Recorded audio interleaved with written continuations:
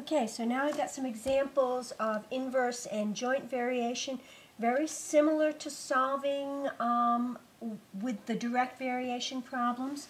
First thing is to write an equation.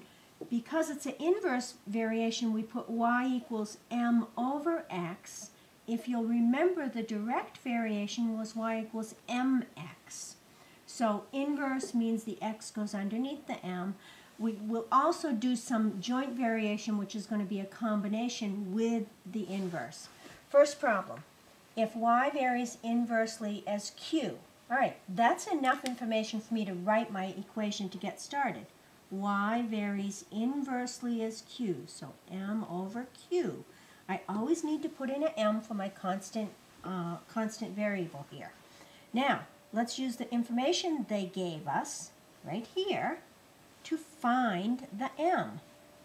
Y is 22 when q is 6. So 22 equals m over 6. Multiply both sides by 6.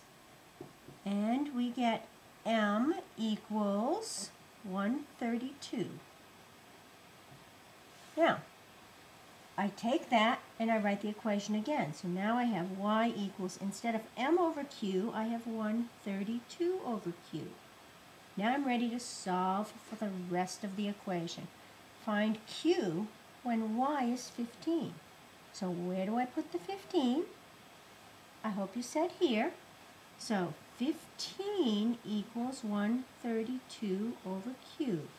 Multiply both sides by q. Oh, I guess you can't see that here. Let's fix that a little bit. All right, so 15 equals 132 over q. I'm going to now multiply both sides by q. So, multiply both sides by q, and I'm going to have 15q equals 132. The q's cancel here. That was nice. Now, divide by 15. And q equals 8.8, or you could have reduced to get 44 over 5. Both answers are acceptable. All right. Let's take this next one. R varies jointly as S and T and inversely as U. So R equals, remember I have some constant M, and then jointly as S and T and inversely as U.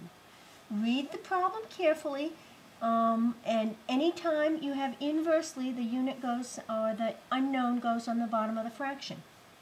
Now, let's plug in what we have.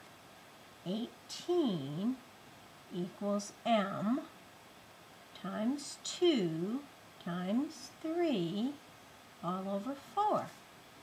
Solve that for m.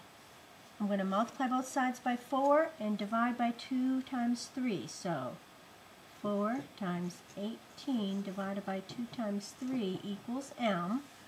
Do some reducing. 2 times 3 is 6. 6 into 18 is 3, so m equals 12. So, with m equals 12, I rewrite the equation. So, I have r equals 12 times s times t all over u. Oops. Careful of that. All right, all over u. Now I'm going to solve that for the other information.